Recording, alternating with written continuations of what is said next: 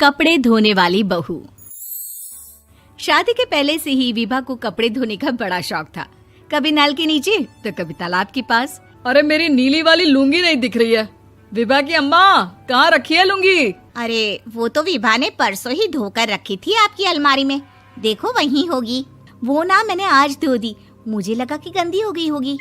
अरे कैसे गंदी हो गई थी? उसे तो मैंने पहना भी नहीं। हे भगवान, इस लड़की के कपड़े धोने की आदत से परेशान हो गया हूँ मैं।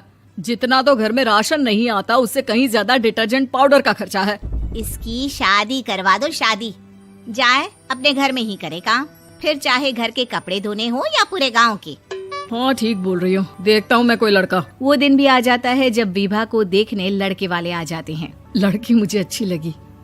होने वाली सास कहती है, बेटी अगर कुछ पूछना है तो पूछ लो। वैसे तो हमारी लड़की बहुत ही शर्मीली है, जो बोल दो वो मान लेती है, इसे क्या पूछना होगा। अरे कैसी बात कर रही हो माँ, मुझे इन लोगों के घर रहना है, सवाल तो कई है। हाँ हाँ बेटा, पूछ लो ना, क्या पूछना है। आप लोगों के घर कपड़े कौन धोता है? सास का मुंह बन जाता है।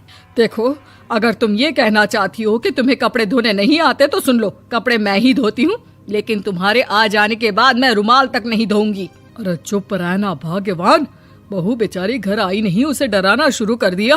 वो क्या है ना बिटिया, अभी तक तो ये कल्लू की माँ ही धोती थी, लेकिन अब तुम्हारे पापा तो दहेज में वॉशिंग मशीन देंगे ही। तभी विभा की माँ बोल पड़ती है, सवाल भी पूछा तो क्या। वैसे भाई साहब, मशीन की तो फिर भी कपड़े धोने की कैपेसिटी होती है। मतलब जो बिटिया दे रहे हैं ना विभा, इसे कपड़े धोने का बहुत शौक है। ये आप लोगों के क्या, आस पड़ोस गांव मोहल्ले सबके कपड़े धो दे और उफ तक ना करे। बाहर देखा नहीं आपने कितने कपड़े सूख रहे हैं? सब हमारी बिटिया ने ही तो धोए हैं। बस भी करो ना माँ, शर्म आ रही इतनी तारीफ सुनकर। और तो और एक दाग निकाल कर दिखाओ तो मान जाऊं। हाँ अच्छा, माफ करना बेटा, मैंने गलत समझा। हमें तो रिश्ता बहुत पसंद है। और ऐसे जुड़ जाता है रिश्ता कपड़े धोने का शौक रखने वाली विभा का। उसकी शादी हो जाती है कोयला फैक्ट्री में काम करने वाले कल्लू के साथ। शादी के बाद अचानक विभा चिल्लाती हुई सास के पास आती है। सासू माँ, अरे सासू माँ कहाँ है आप? ये तो धोखा है, धोखा दिया आप लोगों ने मुझे।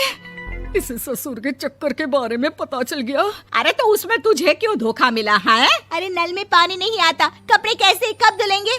अच्छा, तू पानी नहीं आ रहा उसकी बात कर रही है। तो आपने क्या सोचा? कुछ नहीं। अच्छा, तेरी माँ ने कहा था कि कपड़े धोने का शौक है तुझे, याद आया मुझे। शौक बोलकर कपड़े धोने वाले मेरे जुनून को कम ना आके सासू माँ, कपड़ा धोना मेरा गुरूर है। तभी पति भी वहाँ आ जाता है। अभी मैंने इसे सनी देओल की फिल्म दिखाई है, उसी के डायलॉग मार रही है माँ। अच्छा सुन, साफ साफ बता रही हूँ, पानी सुबह 4 से 6 और शाम को 10 से 12 आता है, समझी? विभा टाइमिंग सुनकर हैरान हो जाती है। ये क्या भूतों का मोहल्ला है? सुबह 4 बजे उठकर कौन कपड़े धोता है? 4 बजे टंकी में पानी जाता है, फिर सारा दिन धोना ना, किसने मना किया? अरे कैसी बात कर रही हैं? 200 लीटर की टंकी में कितने कपड़े धो लूंगी मैं? सुबह ही उठ जाऊंगी मैं। अब क्या था, विभा सुबह 4 से लेकर रात के 12 बजे तक कपड़े ही धोती रहती। एक रोज सास पड़ोस से निकलकर कहीं जा रही होती है कि साथ वाली कहती है, हाँ कल्लू की माँ, जरा ये बताओ कि 2 साड़ी है, 2 ब्लाउज और एक पेटीकोट और एक नाड़े वाला लंबा कच्छा। हाँ तो? अरे तो क्या, कितना लोगी धुलाई ये बताओ। धोबन दिख रहे हैं हम क्या? हमारे पति सरकारी नौकरी से अभी रिटायर हुए हैं और बेटा सुपरवाइजर है कोयला फैक्ट्री में। धोबन समझ रखा है हमें? हाय रे कल्लू की अम्मा, माफ कर दो, वो तो मोहल्ले में यही सब बता रहे थे कि तुमने बहू को कपड़ा धुलवाने के काम में लगा दिया है। सास को पड़ोसन की बात सुनकर गुस्सा आ जाता है। वो घर पहुंचती है जहां घर के बाहर ही इतने सारे कपड़े सूख रहे होते हैं जितने कि किसी धोबन के घर पर। अरे ओ कल्लू की दुल्हन, बाहर निकल। माँ जी यहीं आ जाओ, बाथरूम में चादर धो रहे हैं हम। अरे अभी हम धोते हैं, तुमको बाहर निकलो। ये आस पड़ोस वाले बोल रहे हैं कि हम बहू से कपड़े धुलवा कर उसे कपड़ा धोने वाली बना दिए हैं। अरे छोड़ो ना माँ जी, किन लोगों की बातों में आती हो?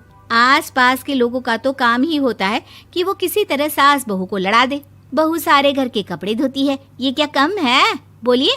सास को भी लग जाता है कि वो बहू का ये सनकीपन नहीं छुड़वा सकती, इससे अच्छा है कि खुद ही चुप हो जाए। एक रोज सास और बहू मंदिर जाते हैं, जहाँ सास की साड़ी वहाँ खड़ी भीख मांगने वाली से मिलती है। माँ जी क्या बात है, आपकी साड़ी उस भिखारन से कितनी मिल रही है ना? हाँ हाँ देखो तो, दोनों की साड़ी मिल रही है। क्या बात है कल्लू की अम्मा, तुम खुद को तो अफसर की बीवी बताती हो और ऐसी सिंपल सी प्लेन साड़ी पहनकर घूमती हो। सिंपल और प्लेन नहीं है ये साड़ी। तो क्या सोने के धागे से फूल बने हैं? कुछ भी सासू माँ, कुछ भी। हाँ बने थे इस साड़ी में सोने के धागे से फूल। मेरे पति लेकर आए थे मद्रास से स्पेशली मेरे लिए 10,000 की। ताहे भाई साहब इस भिखारन के लिए भी सेम टू सेम साड़ी लेकर आए होंगे 10,000 की। सास उस वक्त तो कुछ नहीं कहती, लेकिन बहू के साथ घर आती है और अलमारी से एल्बम निकाल कर लाती है। ये साड़ी देख रही है, ये वही साड़ी है जिसे मैंने अभी पहना था। इस साड़ी में ये जो चमकदार फूल दिख रहे हैं ना, ये सोने के धागों से काढ़े गए हैं। लेकिन तू लोकल वॉशिंग मशीन ब्रश से घिस घिस कर सारे फूलों को निकाल कर साड़ी प्लेन कर दी।